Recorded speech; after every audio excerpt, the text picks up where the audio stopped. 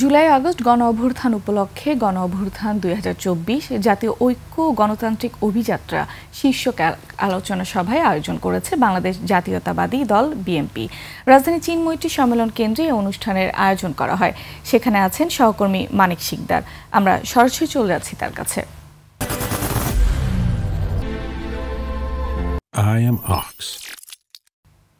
মানিক, অনুষ্ঠানে সবশেষ কি তথ্য আছে আপনার কাছে, আমাদেরকে জানাবেন।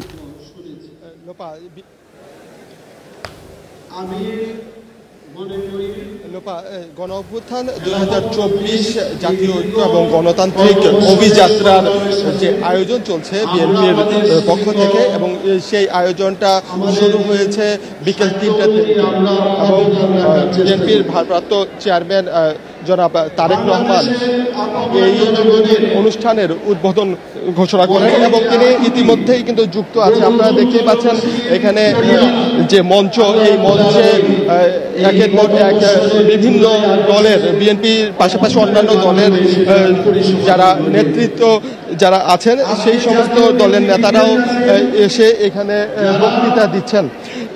আজকে যে জুলাই গণ অভ্যুত্থানের যে জুলাই যাত্রা শুরু হয়েছিল ১ জুলাই থেকে, সেই জুলাইয়ের যে স্মরণ করে বিশেষ করে গত ১৫ বছরে বিএনপির বিভিন্ন নেতাকর্মী বিভিন্ন সময় গুম খুনের শিকার হয়েছিলেন।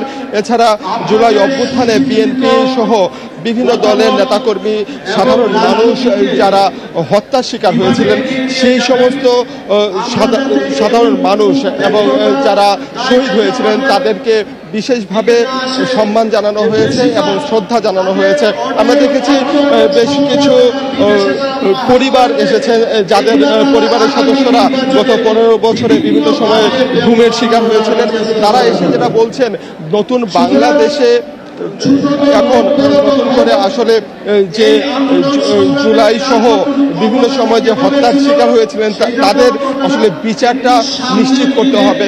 নতুন বাংলাদেশে আর যেন কোনোভাবে কোনো বৈষম্য না থাকে সেটাও তারা বারবার তুলে ধরছেন।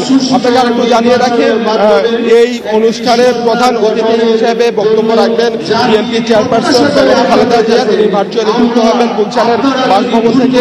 এছাড়া বক্তব্য রাখবেন জনাব তারেক রহমান লন্ডন থেকে।